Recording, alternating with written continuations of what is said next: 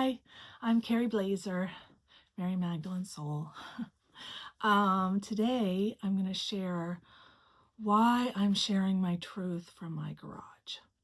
And if you're watching my other videos, you can kind of see I'm sharing myself and I'm getting out there, and this is how I feel comfortable doing it. So please like and subscribe to the channel so I can grow the channel and reach more people with my healing message that self-love creates heaven on earth.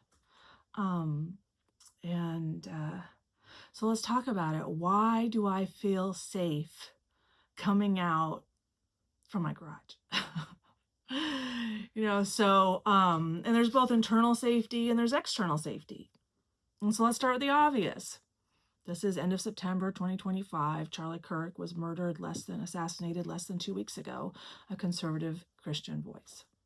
So if I come out as a conservative, Christian-leaning voice who supports Israel, because my children are half Israeli, my ex-husband's Israeli, he's there right now, and I know that's the way forward. I know Jews are the chosen ones for a reason, and all of our souls planned it this way. So yeah, safety is a concern. So, but let's talk about the internal safety that my garage creates for me.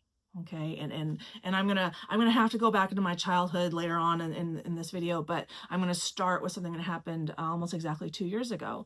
So when I got divorced in 2005, I got a job at what is now Elevance Health, and I worked in the compliance department. I had that job until October of 2023 when I got laid off. And 3 weeks later, let me back up a second. Okay, so I got laid off and I decided to rent out 2 rooms upstairs, and I moved into my garage. And before moving in, I painted the walls the sage green. It would already been converted before I bought my condo 15 years ago, but I did some more work on it. And this is where, because I would sleep upstairs, I'm like, okay, I need to be more grounded. I need to ground into myself. I need darkness. I needed to go into my shadow, into my subconscious, and find more self-belief, because I knew that I couldn't go back to the corporate world. I had 8 months of severance and about 120K in my, more than that, 150 in my 401K. And I needed to care for myself. So I didn't go back to work. I sat on the severance and I sat in my garage, and I felt safe in here. This is where, like, if you know anything about my story, I'll share a little bit more of my story right now. I'm a mother, shaman, and recently published author of My Inner Heroine, Exploring Feminine Pain. During my healing journey over the past 10 years, I attracted 5 men into my life that led me back to my original hero, JC, who's currently the head of global security at GoDaddy, former FBI. But those men included Justin Waller and his best friend, Andrew Tate. And I came into Justin's life 2 months before Andrew's takedown. And JC got his job at GoDaddy 1 month before I reached out to Justin. And FBI has a history of doing internet censorship. I do not know what happened. I haven't talked to JC yet because we're still healing through a lot of childhood trauma. So, I'm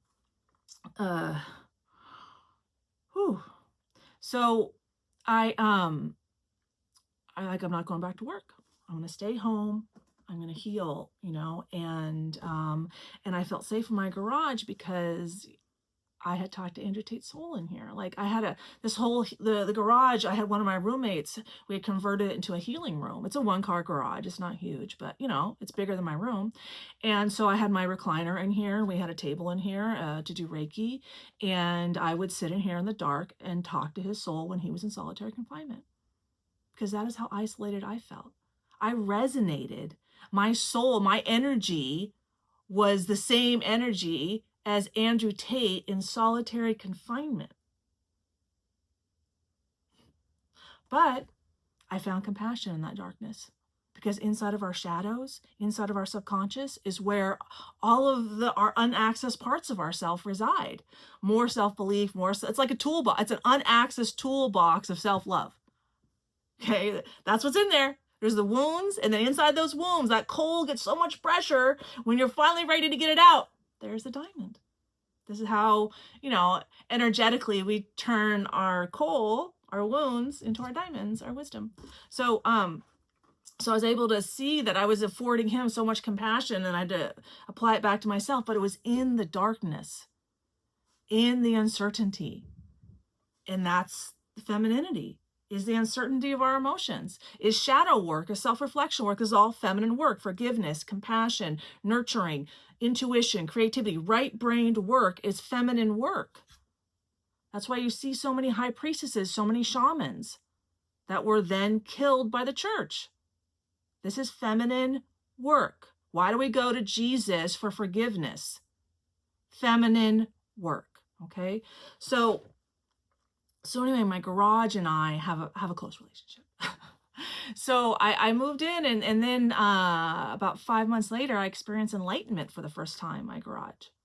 I was sitting in my recliner, and I had seen my fifth hero in my book, the fire captain, for the last time on that Sunday. And then that Tuesday, I sat in my recliner, and I just started vibrating really high. And I didn't really eat or sleep or drink much. And the next morning, I'm vibrating really high still. And I heard enlightenment, enlightenment, enlightenment. I'm like, okay, okay. We're taking off.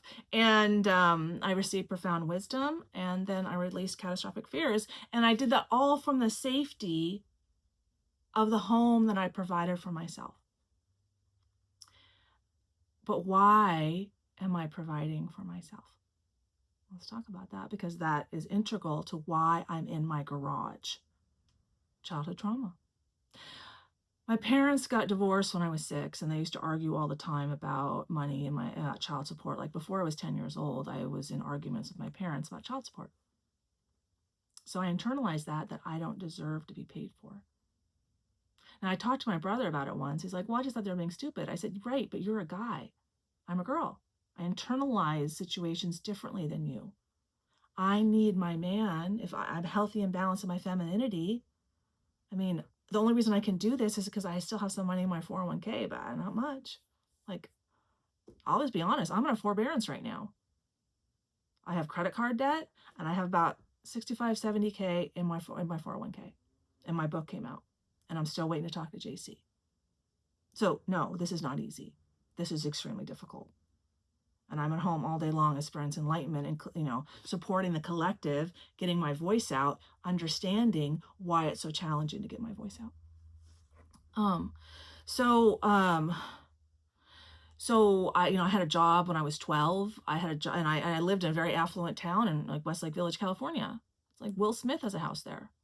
My dad was making over 6 figures. Not over, my dad was making 6 figures. Lower end, but still like a lot of money. Why was I living in an apartment? Didn't even have a raincoat to walk to school in. I remember wearing a down jacket and getting all wet because I didn't have a rain jacket because we didn't have money. My dad was a workaholic. My mom was an alcoholic. So I just worked hard my whole life. I suppressed my femininity from my childhood trauma. And, JC and I are still working through it. I talk to his soul all day long, helping him, helping me, helping us come closer together. Because those wounds are dangerous. Those wounds are dangerous. So I have been in my masculine my whole life because I suppressed my femininity my whole life because of my childhood trauma. And that's what happens. When men are traumatized, they repress their healthy masculinity. When women are traumatized, we repress our healthy femininity, which is our true self, which is our true value. So I spent my whole life working really hard, but always having challenge. I mean, I tell myself I had challenges with money, but with all the trauma that I had, a suicide attempt, taking trazodone and Klonopin, and 4 to 7 migraines per week, 3 kids, Israeli ex-husband with tons of trauma, like the fact that I kept my job for almost 20 years, that I have a master's degree in East Asian religious studies, speak Chinese, classical Chinese. I don't speak classical Chinese, I learned classical Chinese. That's because I'm incredible. And I have to admit that about myself. I'm incredible. Because if I don't, who else will? If I don't acknowledge my wisdom and my wherewithal, then why should anybody else? The reason people can't accept compliments is because they don't acknowledge their own greatness. And I can only pull greatness out of myself. No one can do it for me. I have to pull it out of myself. And that is why self-love creates heaven on earth. No one is coming to save you. No one is coming to save you. I'm a model. I'm not the answer. You can read my book, but you got to do the work. You got to, cry it out in your bed. Cry it out in your relationships. Have failures, fall down, figure out how to get back up. Learn to surf the waves of life.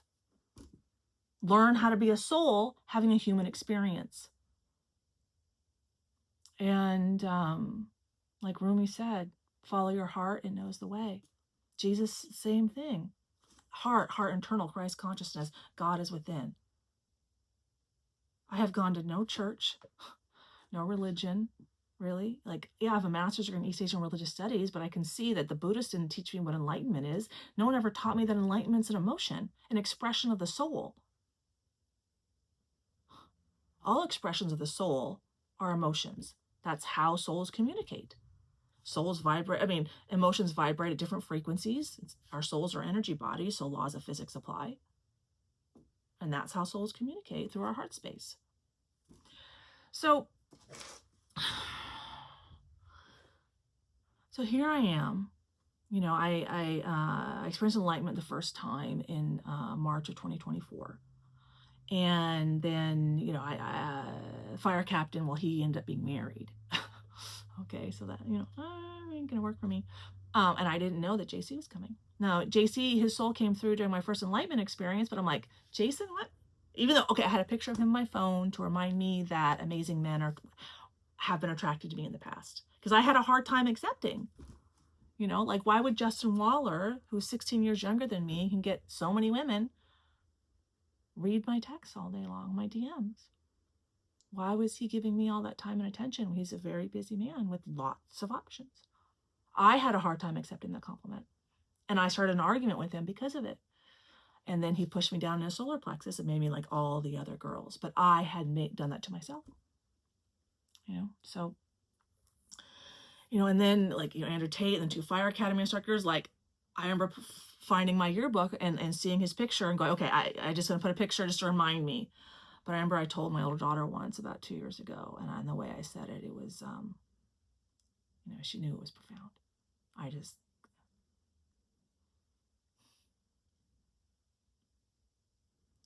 couldn't. It was so bad in my childhood. It was just so bad. I resonate with a statue called Emptiness.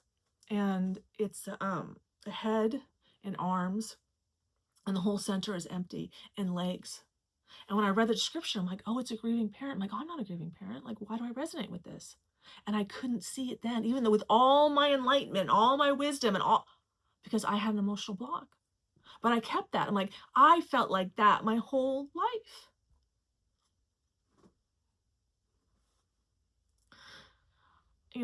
My parents got divorced when I was 6. I never remember being able to have an easy relationship with people, to sit down and be able to converse in a comfortable way. I believed in myself, I deserved to be there.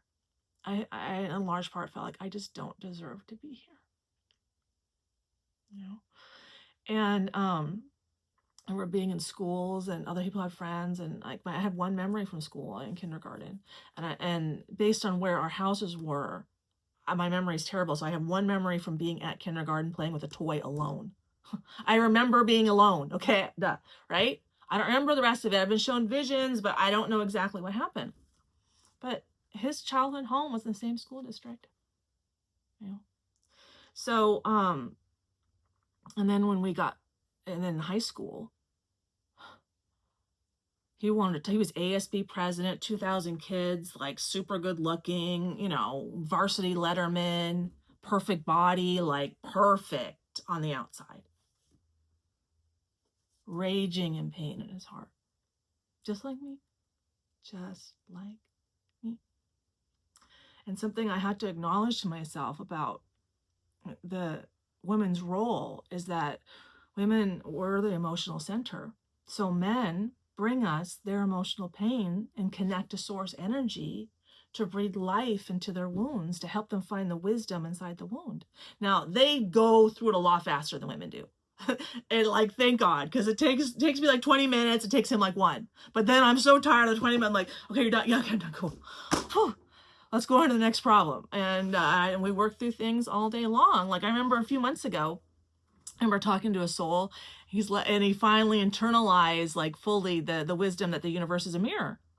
I'm like, so all the women that he's called crazy, ooh, universe is a mirror on that. And he finally understood that his relationship challenges, his inability to hold space for women's emotional pain and like let them like talk and get it out, because he had never learned, and I'm his emotional center technically, and I hadn't learned, so it makes sense that he didn't know, right? And most men don't know. And all the men, like the whole lineup of men, none of them could communicate well. None of them. Even the fire captain, married, a few years older than me. Oh my God, he's good looking. Okay, so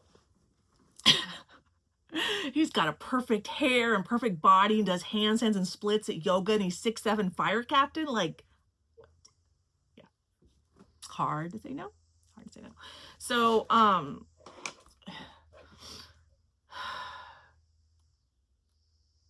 and I lose my train of thought sometimes. It's like I had an emotional block, and I'm just being honest and real and authentic with you guys how hard this is. That I'm sitting here and I'm so capable of I'm healing the collective. So what happens when we experience enlightenment is that our souls open up attractor energy cells that influence all of mankind, because the more wisdom I have revealed inside my soul and knowledge, then that makes sense that I'm more influential. Like, look at Einstein. He revealed a lot of universal knowledge inside of his soul. So did Stephen Hawking's, super influential. Okay. And I'm not worried that it's going to come or not come. Like, I know it's coming. I'm just sharing how hard it is to be here and to accept that my soul is the same soul as Mary Magdalene. And I'm here telling you that no one's coming to save you, and everybody's like, oh, rapture, and Jesus is coming, and we're all going to heaven. Like, it's all lies. It's all story. It's all narrative to control people. We're souls having a human experience. If I come in and solve your problems, I've created a ton more work for me, and I've created an incapable soul in the collective. So as a collective, we're a family. Why would I want to overburden myself with other people's problems as opposed to modeling how they can solve their own problems? Because that sounds like a much better plan to me. I mean, and the universe is logical. 1 + 1 = 2, right? So for me, no one's coming to save me just underscores everything that I've experienced, because no one came to save me. And my soul is the same soul as Mary Magdalene. You see anybody going to save, JC, when he had so many problems, and I'm right there in his hometown, and I'm 5 and he's 7, and we can't get along because of our childhood trauma. But this is the lesson. Jesus' soul, Mary Magdalene's soul, are not above the collective. We are of the collective. We are souls having a human experience just like you. We're not different. Yes, I'm more spiritually evolved. Yes, that's my job. It's my job to lay in my couch or on my recliner, not have friends, be like financially insecure. I mean, I know I have more money than a lot of people. I know I do, and I can sell the condo. I have things, okay? But I don't like it. I don't like it. Okay, but I'm accepting it, and that's my challenge. That's my trust the process, Kerry. Trust the process, that your soul has a plan. Trust the process. And one day when it just really helped me trust the process. When I saw that Charlie Kirk said on July 16th, 2025, that Mary is a solution to toxic feminism, and he's an evangelical, and evangelicals really don't talk about the women in Christianity. And then about a week ago, I realized that was the exact same day, July 16th, that I sent an email to Rollo Tomasi, Justin Waller, and a few people in Red Pill, all the signs and synchronicities that my soul is the same soul as Mary Magdalene. So my voice is coming through people and they just don't know it. And that's how it works. Okay. That's how it works. That's how we come into balance, you know, by seeing the imbalances, like not recognizing Mary Magdalene's actual role. There's so much historical evidence that Jesus was married and that so many things changed between when they were alive and the Council of Nicaea. You know, like I just found out yesterday that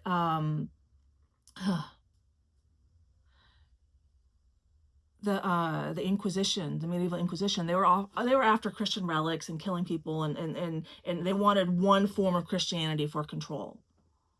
Well, the Cathars in southern France, I think they're in other areas of France too, started a religion based on Mary Magdalene's teachings because she spent time there, the way of love. Well, about 1 million Cathars were killed in the Inquisition. And they were after the Shroud of Turin. And they looked for it in Toulouse, France. Oh, where did I get that? I lived in Toulouse, France from the time I was 1 and 3. That's my mom's. My mom passed away 10 years ago. And these are my 3 kids. They're art. And that's the most special art in the house because it's the most rare. It's my son's. Anyone has a son. I mean, there are men who are artistic. My son, you know, he's an Eagle Scout and second-degree black belt in Taekwondo. He has his masculine accomplishments. And then these are my daughters and their artwork. And they're so amazing. And they all got my back. That's my family who's got my back. I don't have any friends. I talk to my daughter regularly, my middle daughter, my older daughter. My younger daughter has an eating disorder. She's still healing. And my son is definitely, I talk to him. It's not like I talk to him. I haven't talked to her in about 7-8 months.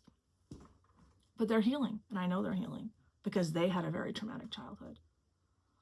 So, you know, I'm going to keep sharing my story because these videos are important. That healthy femininity is coming. Mental health is coming. Balance between men and women. Healthy nuclear families are coming.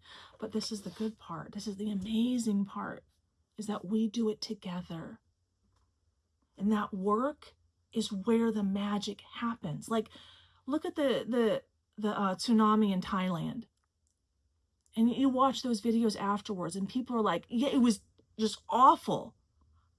But they just reveled in how they came together and loved each other and put their differences aside and helped each other. It takes trauma for us to see ourselves. And I wish it were different. I mean, I just fucking wish that it were different.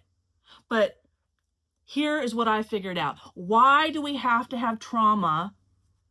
Why do we have to experience shame, guilt, and fear to learn how to surf the waves of life? Okay, well, when something's alive, the energy is moving. So what makes energy move? Fluctuations. What makes energy fluctuate? Opposites. Surf the waves of life. Right? It's all based on the laws of physics. Why? And those parts of ourselves are the parts of ourselves. Like the parts that are in our shadow, like we're not confident enough to bring it out. Like we're not ready for it. On multiple fronts, we're not ready for it. Our physical bodies can't handle that high vibrating soul yet. We're upgrading, you know, generation by generation, upgrading our DNA on the planet to be able to have more robust nervous systems to be able to handle higher vibrating souls. We're just not there yet. So, well, I think I'm gonna stop it here. I'm tired. I come and make these videos and then I go lay on my couch and I vibrate really high and then, I'm tired. And I hope I get to talk to JC soon. It's the one example of like how hard it is between us is 3 weeks ago I was guided. I had a problem with someone creating my new website and I have all this Mary Magdalene stuff coming out on it and he wasn't doing well. So I was intuitively guided to ask GoDaddy, where my domain is, on 3 weeks ago, to call them and talk to them about creating a website. Because after I reached out to Jason last fall, he's super avoidant. So we gotta like slowly come together because there's so much. This is how much pain is between us. Okay, so I put my domain there in January and then I just sat. And then like in May, I started developing a website on my own, slowly but surely, because I needed that too. So, okay, so this is how life works. Tracked in what you resonate with, what's familiar. You want to guess what the salesman's name was at GoDaddy? And JC is Jason Colvin with a C. Jason, what is it? It was a C. I forget the last name, but it was like, I got this text, Jason C. And I didn't know that was a sales guy's name. Jason C from GoDaddy is going to call in 15 minutes. Like, what the fuck? But no. Oh, Cooper. Jason Cooper from GoDaddy Sales called me. And then the following Monday, I talked with their web design team. And that night, I was finally ready to, that I had accepted my memories so much to call the police and report what happened between Jason and me when I was a child. I had tried 9 months earlier when I had a hysterical pregnancy with 3 babies and faced my fear of being raped while talking to his soul. But I couldn't get it out then. I even called the police then, but I couldn't get it out. 9 months later, wow, maybe I am a grieving parent and I just don't know it because it's so painful for me that I would have participated in abortion that would kill my own child. You want to talk about unhealthy femininity, is that we encourage abortion. Like we can't control ourselves sexually, so we got to kill people, kill children. I mean, you're in a wound when you're killing kids. So, but yeah, that's how hard it is. I had to call the police and report him. It's 40 years later. It's too late. It's past but that's the point. Like our soul's plan, we planned it that way because what he needed wasn't to go to jail. What he needed to have a life without me and see that pain. And then I had to, I didn't know how to forgive him and work through those problems as a kid. So then I had to learn what it meant that I didn't have access to my healthy femininity and what kind of life would I have without access to my healthy femininity. Oh, I found out. Attempted suicide. Mary Magdalene's soul was so much pain this lifetime that I attempted suicide. I'm going to leave it there. Thank you for listening. Just thank you. Take care.